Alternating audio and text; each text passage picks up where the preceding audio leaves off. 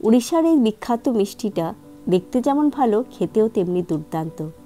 বাড়িতে অনেকটা দুধ জমে গেছিল, আর সেই দুধেই ছানা কেটে তৈরি করলাম ছানা পোড়া। হ্যালো বন্ধুরা, আমি কাজরি, রোজ রান্নাঘরে তোমাদের সবাইকে স্বাগত। আজ আমি তোমাদের জন্য নিয়ে এসেছি ছানা পোড়া। উড়িষ্যার এই বিখ্যাত মিষ্টি খুব টেস্টি, আর বানাতেও কিন্তু খুব কম সময় লাগে। তাহলে চলো দেখে নেওয়া যাক। এখানে 1.5 লিটার দুধকে ছানা কাটার পর 800 গ্রামের মতো ছানা বেরিয়েছিল। ছানা কাটার প্রসেসটা আমি আগের ভিডিওতে দেখিয়েছি, তাই আমি এই প্রসেসটা এখন দেখাচ্ছি না। ছানাটাকে একটা বড় বোলের মধ্যে নিয়ে নিয়েছি, আর সেটাকে একটু ম্যাশ করে নিলাম। এবারে দিচ্ছি 2.5 টেবিল চামচ গুঁড়ো চিনি। এখানে আস্ত চিনি দিচ্ছি না, চিনিটাকে গুঁড়ো করে নিয়েছি মিক্সিতে। তারপর দিয়ে দিলাম 2 টেবিল চামচ সুজি, আর দিলাম 1/2 চামচ এলাচ গুঁড়ো। এবারে সবগুলোকে একসাথে মিশিয়ে নিচ্ছি।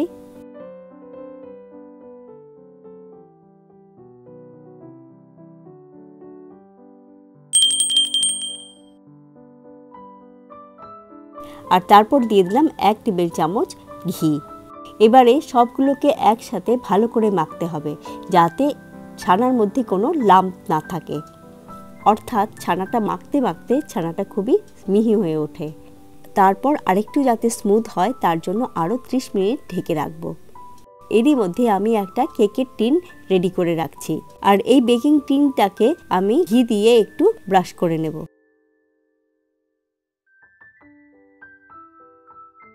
তারপর একটা বাটার পেপার নিয়ে নিচ্ছি বেকিং টিনটার মাপে।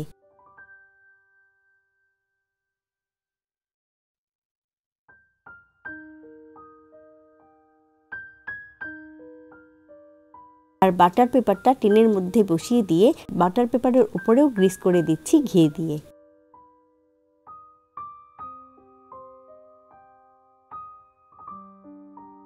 এখানে আমি 3 থেকে 4টা পেস্তা নিয়েছি, আর ওটাকে ছোট ছোট টুকরো করে নিয়েছি। 30 মিনিট পর ছানার ঢাকাটা খুলে দেখে নিচ্ছি যে ছানাটা অনেকটাই নরম হয়ে উঠেছে। যেহেতু ঘি দিয়েছি আর জিনিসটা জমে যায় বলে ছানাটাকে আবার একটু মাখিয়ে নিলাম।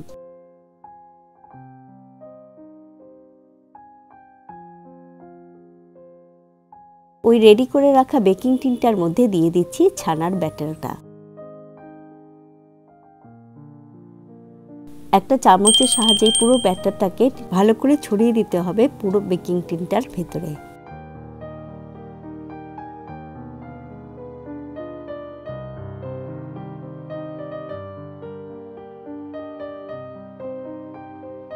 আর চামচ কিংবা স্প্যাচুলার সাহায্যে পুরো জিনিসটাকে একদম সমানভাবে বিছিয়ে দিতে হবে।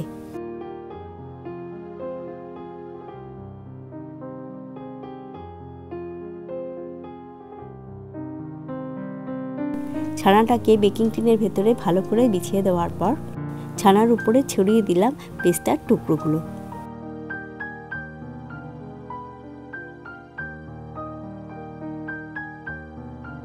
এবারে আমি এই ছানা পোড়া বেক করব গ্যাসের ওভেনের মধ্যে। তার জন্য একটা ফ্রাই প্যান নিয়ে নিয়েছি, আর তার উপর বসিয়ে দিয়েছি একটা অ্যালুমিনিয়ামের স্ট্যান্ড, আর সেই সঙ্গে বসিয়ে দিলাম বেকিংয়ের টিনটা। তারপর ঢাকা দিয়ে 40 মিনিট লো টু মিডিয়াম আঁচে বেক করে নেব। যদি প্রয়োজন হয় তাহলে মাঝে একবার ঢাকা খুলে দেখে নেওয়া যায় যে বেকিংটা ঠিকমতো হচ্ছে কিনা। প্রায় 40 মিনিট যখন কেটে যাবে তখন ঢাকা খুলে দেখে নিচ্ছি ছানা পোড়াটা বেশ ফুলে উঠেছে।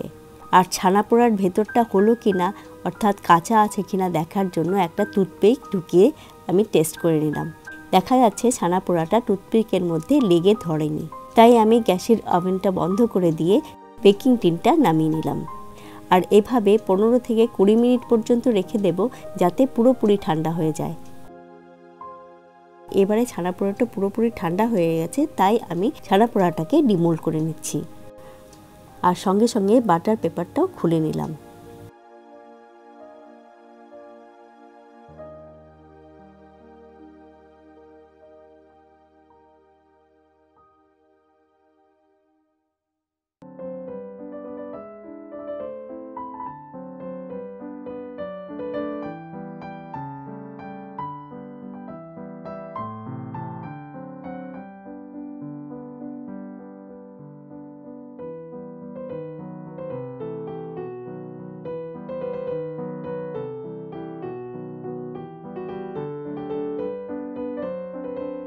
এখন ছানা পোড়াটা পুরোপুরি রেডি হয়ে গেছে, তাই আমি একটা ছুরি দিয়ে ছানা পোড়াটাকে নিজের পছন্দ মতো টুকরো করে নিলাম।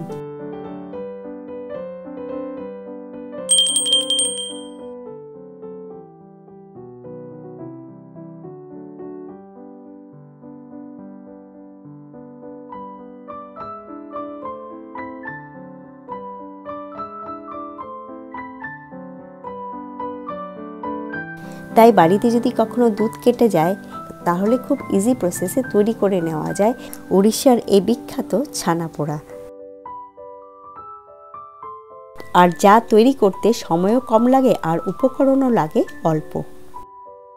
এই ছানা পোড়ার রেসিপি কেমন লাগলো আমাকে অবশ্যই কমেন্ট করে জানাবে। আর যদি ভালো লাগে তাহলে লাইক, শেয়ার আর সাবস্ক্রাইব করে আমার পাশে থাকবে। তাহলে দেখা হবে নতুন রেসিপি নিয়ে নতুন ভিডিওতে।